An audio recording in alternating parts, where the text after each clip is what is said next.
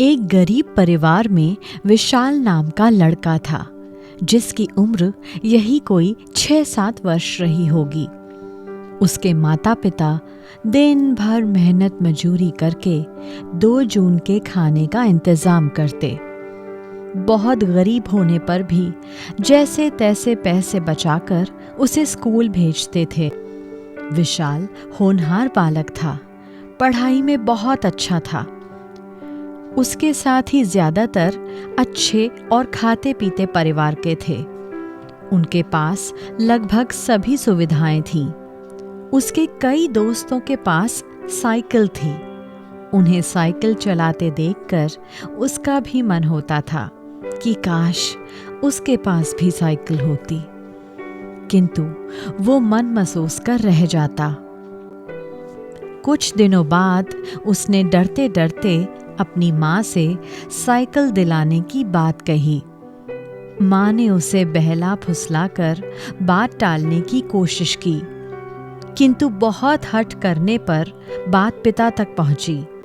पिता ने विशाल को बहुत प्यार से समझाया कि बेटे, हमारे पास इतने पैसे नहीं हैं कि हम तुझे साइकिल दिला सकें। लेकिन बाल मन कहाँ मानने वाला था। कई दिनों तक वो जिद करता रहा। पिता भी मन ही मन दुखी थे कि वो अपने बच्चे की छोटी सी इच्छा भी पूरी नहीं कर सकते, लेकिन विवश जो थे।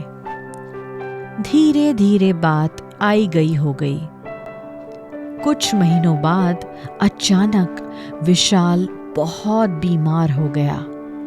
साधारण इलाज से बच्चा ठीक नहीं हुआ। उसकी बीमारी बढ़ती गई। तब पिता ने उसे बड़े डॉक्टर को दिखाया। इन सब के लिए बहुत पैसों की जरूरत थी। सो दोनों पति पत्नी रात दिन खूब मेहनत करने लगे। कई बार तो उन्हें भूखा तक सोना पड़ा। उन्होंने विशाल के इलाज के लिए जितना कुछ कर सकते थे किया। रात दिन ईश्वर से प्रार्थना भी करते।